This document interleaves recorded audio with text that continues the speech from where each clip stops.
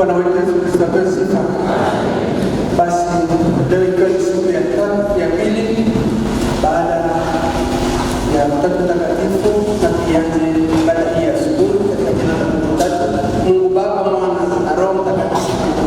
Amen.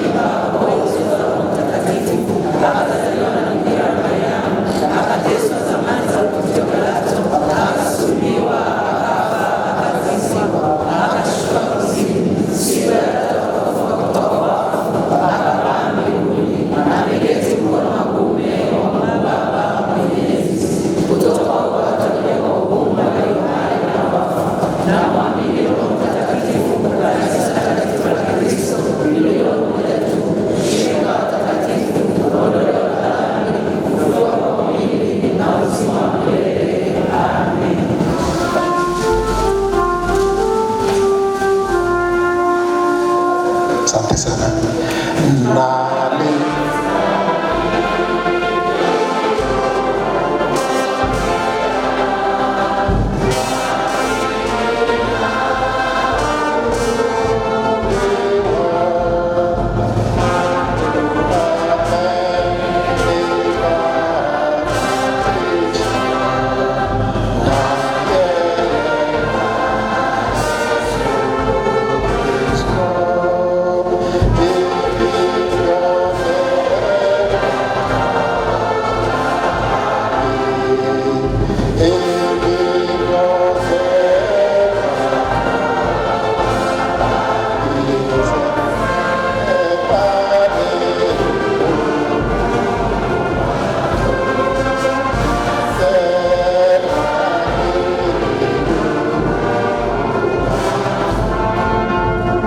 Bwana Yesu asifiwe.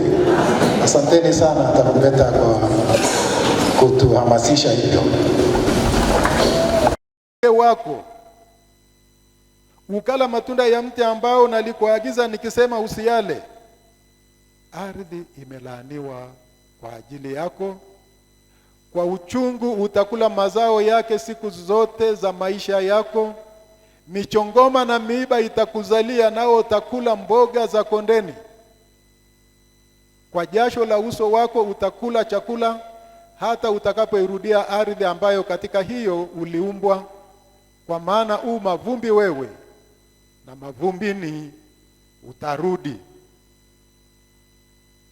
Bwana Yesu asifiwe. Wapendwa, tukumbuke kuwa hapa wapo katika bustani nzuri ya Eden. Lakini tunasoma pia mlango ule wa 4 mstari wa 24, mlango wa 3 mstari wa 24, anasema hivi: basi akamfukuza huyo mtu,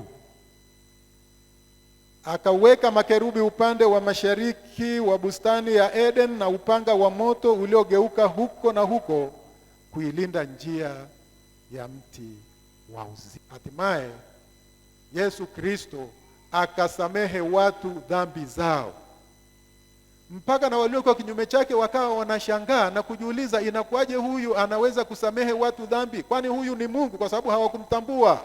Lakini Yesu Kristo ni Mungu. Haleluya. Na mambo hayo aliyoyafanya mwenyewe enzi hizo ndiyo anayofanya hata leo. Yale mambo ambayo Yesu Kristo alifanya enzi zile zake za mwanzo wa maisha ndiyo mambo anayofanya hata sasa.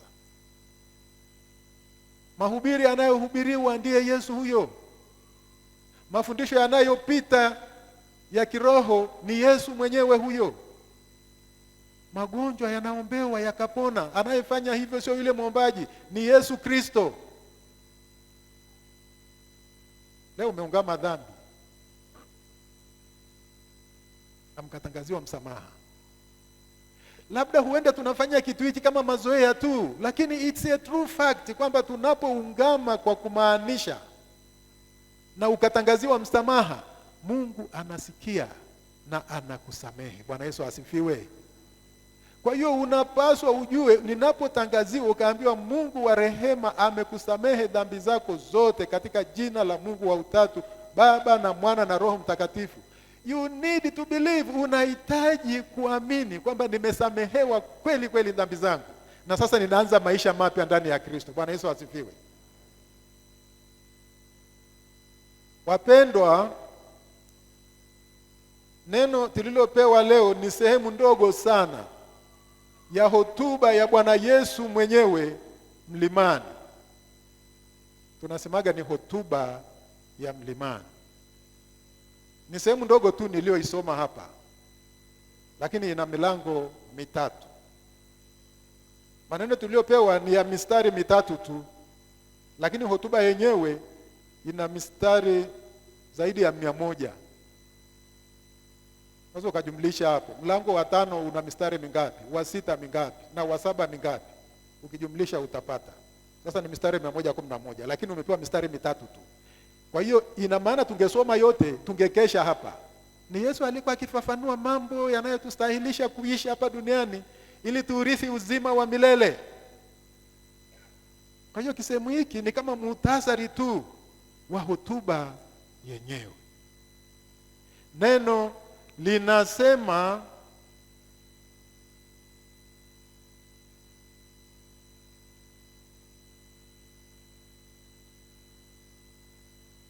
si kila mtu aniambiaye Bwana Bwana atakayeingia katika ufalme wa mbinguni. Lakini wote hapa tunasema Bwana Bwana. Si kila mtu anasema Bwana jamani. Hata leo mmesalimia Bwana asifiwe mara nyingi sana. Ndio yenyewe kumuita Bwana. Sio kila aniambiaye Bwana Bwana atakayeingia katika ufalme wa mbinguni, bali ni yeye yule afanyaye mapenzi ya Baba yangu aliye mbinguni. Inaonyesha kuwa maneno hayawezi kuwa badala ya matendo. Kwa hiyo kusema Bwana Bwana haitoshi. Kinachotakiwa ni matendo, kudhihirisha kweli kwamba huyu unamwona kama Bwana wako. Maana tunamtaja tu hapa mdomoni, lakini ndani ya roho zetu hayupo. Inawezekana. Kwa hiyo unaambiwa maneno hayawezi kuwa badala ya matendo. Maana hii ni sawa na kusema unamwamini Mungu ama unamwamini Yesu Kristo. Ndivyo ninavyosema. Unaposema Bwana Bwana, unamwamini Mungu ama unamwamini Yesu Kristo. Na hiyo ni sawa kabisa. Lakini uthibitisho kuwa unayosema ni kweli ni nini? Tujifunze nini kutoka kwako tuone unapomuita Yesu Bwana kweli unamaanisha? Umefanya nini kuthibitisha imani yako? Kwa hiyo haitoshi tu kukaa hapo ukasema unamwamini Mungu, unamwamini Yesu Kristo, unamtegemea na kujitegemeza kwake. Na ndivyo anawapenda, anawaheshimu, anawatii. Lakini kwani hapa hakuna watu ambao wamekaa huku kwa sababu mwenzake amekaa kule na hataki wakutane? Alafu tunasema tuna imani, tunampenda Mungu, tunampenda Kristo, safari yetu ni ya kwenda mbinguni. Hiyo ni kweli. Mtu wa imani ya kweli anaonekana jinsi anavyojitoa kuwasaidia wenye shida kama ana uwezo. Kuna watu wengi wenye shida, lakini kunaweza kutokea mtu mwenye shida mimi sina uwezo wa kuweza kumsaidia, lakini naweza kutokea mtu mwenye shida ambaye nina uwezo wa kumsaidia. Nisipomsaidia imani yangu ni bure, lakini kumsaidia ndio haki yangu na haki yako kati ya wale waliokuzunguka. Bwana Yesu Kristo asifiwe. Wapendwa wa Kristo wenzangu, hakuna uwezekano wowote wa mtu kujitetea katika safari hii ya kuingia katika ufalme wa mbinguni kwa kuwa labda ana cheo fulani ama wajibu fulani, hata kama angekuwa nani. Hata kama ungekuwa mchungaji, hata kama ungekuwa askofu, hata kama ukawa mkuu wa jimbo, mzee wa kanisa, hata kama ungekuwa wazee wa kanisa, wateteri, hata kama ungekuwa muombaji wa kimataifa, hata kama ungekuwa mwimbaji.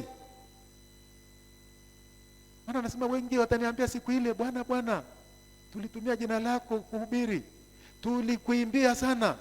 Tena mimi nilikuwa naimba sauti ya kwanza, ile soprano ambayo inapendeza na kusababisha wimbo uwe mtamu sana. Mwingine atasema mimi nilikuwa naimba bass na nguruma, wimbo unapendeza. Mtaambiwa ondokeni kwangu ninyi, tena ninyi watu ajabu kabisa kule vijijini na mitaani, sikuwajua kamwe.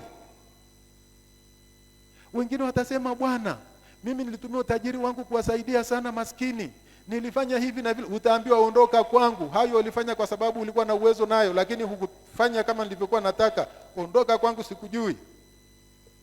Kristo hana upendeleo kwa mtu awaye yote. Kinachotakiwa kwangu na kwako ni uaminifu tu wa kumfuata Yesu ambaye ndiye mlango wa kuingia mbinguni. Bwana Yesu Kristo asifiwe. Ndicho kinachotakiwa kwako na kwangu, uaminifu wa kumfuata. Wajibu wa Yesu katika hukumu unaonyeshwa hapa kwa jinsi watu wanavyojitetea bila mafanikio. Unajitetea, na ndivyo utakavyokuwa. Utajitetea hata sisi wakati huo utakapofika. Yaani kitakuwa ni kituko.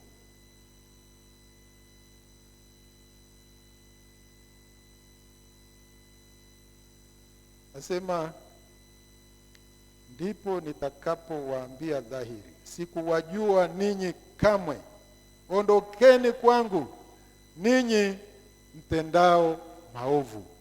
Ndivyo Yesu atakavyosema.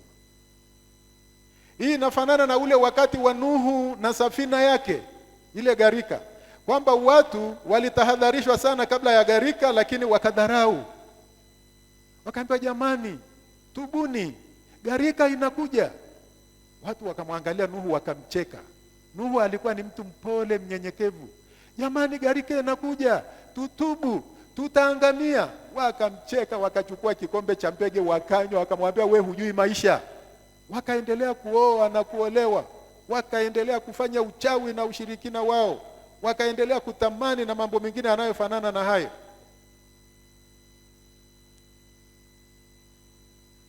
Sasa gharika ilipotokea ilikuwaje?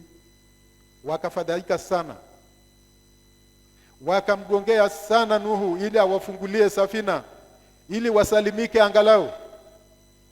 Ikashindikana, akiwaambia, ni Mungu aliyefunga mlango wa safina, mimi siwezi kuufungua. Sijui kama huwa tunapiga picha vizuri. Watu wanaona gharika, maji yanajaa. Mtu anapanda mtini, maji yanafika hapo, anaruka anatafuta mwingine mrefu zaidi, au mwingine anapanda juu ya mapaa ya nyumba, maji yanafika hapo. Lakini mwisho wa siku watu waliangamia. Alibaki Nuhu na watoto wake 3 na wake zake, wengine wote waliangamia. Kwa nini? Hawakuelewa walipokuwa wanahubiriwa na kutahadharishwa na kuandaliwa kwa ajili ya safari yao ya mbinguni.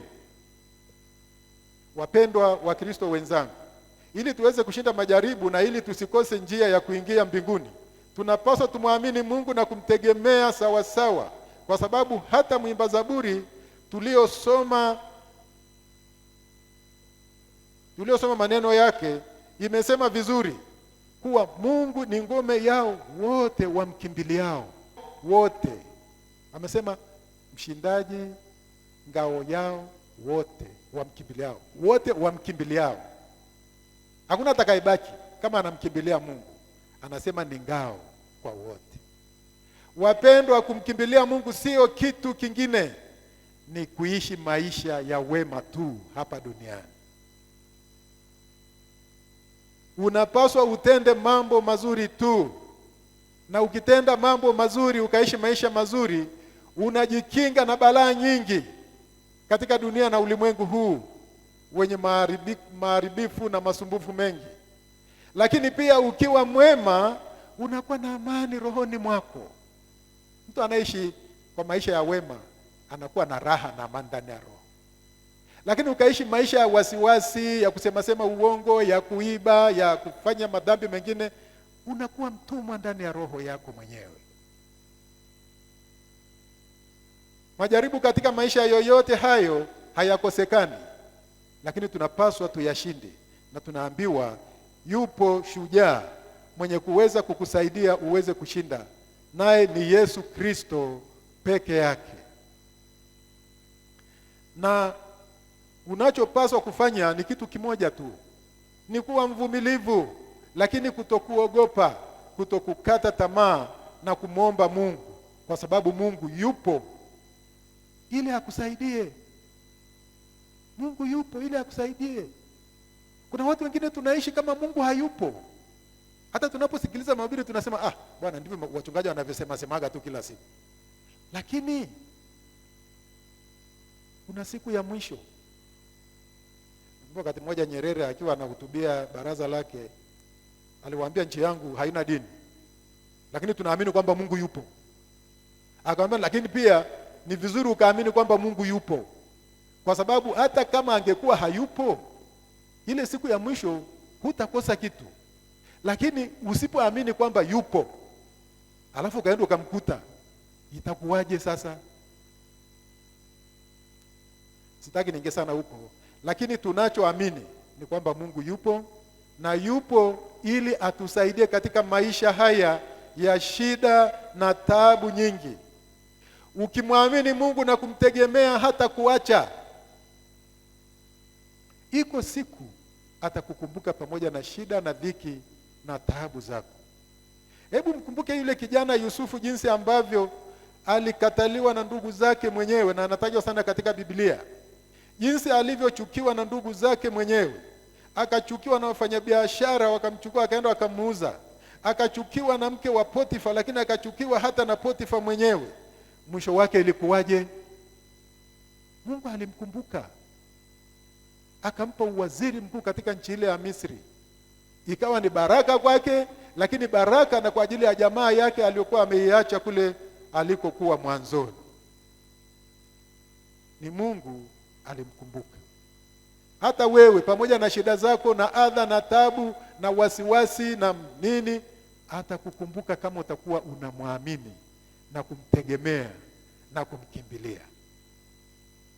Kuna wale vijana kina Meshaki, Shadraka na Abednego ambao walijaribiwa, walipokataa kuabudu sanamu ya mfalme, wakatupwa kwenye tanuru ya moto mkali ili wafe. Walikufa. Ni kwa nini? Walimtegemea Mungu na kuamini. Ni habari ndefu sana, lakini nazungumza kimuhtasari tu na najua inajulikana. Hawakufa. Hata ule moto ulipoongezwa uwake mara 7 kuliko ilivyokuwa kawaida, wakaonekana wanaendelea kufurahi kule na kuserebuka. Mpaka mfalme akashangaa.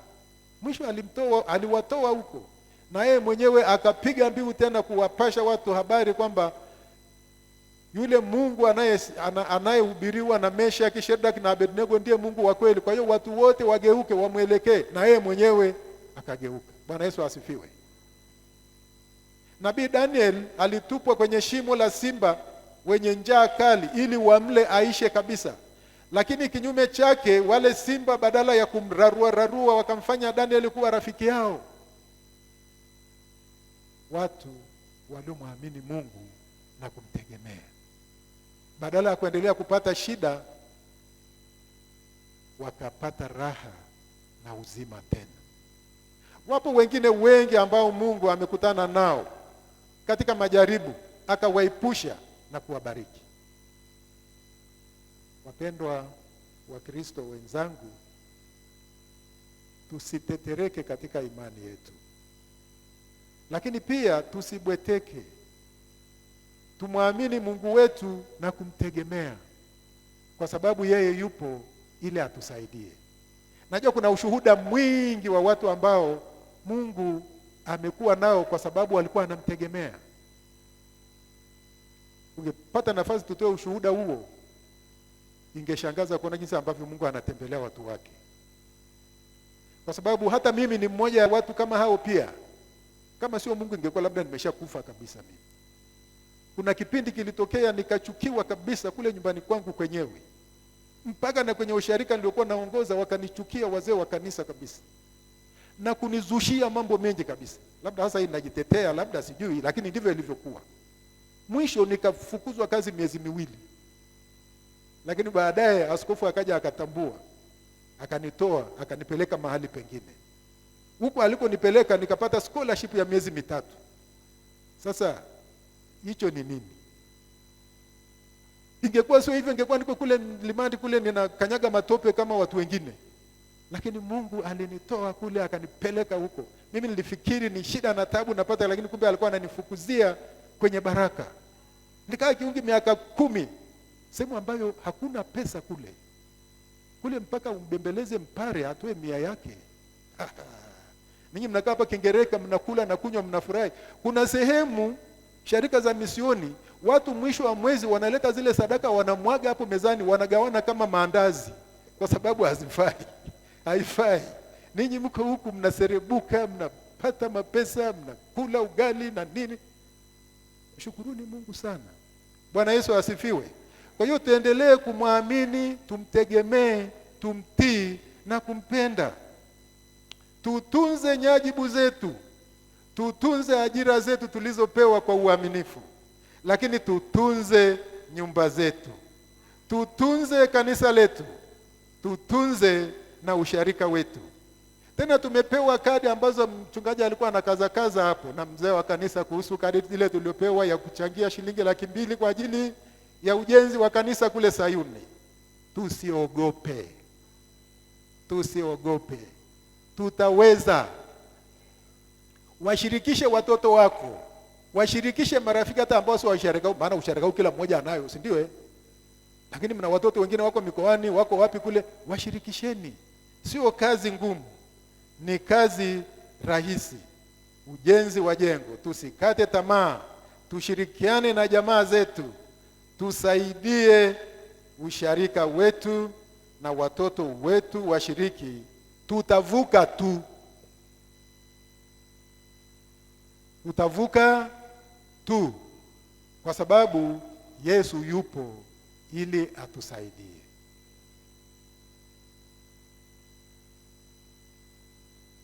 Tutembee na Yesu maishani mwetu. Yeye ndiye msaada wetu.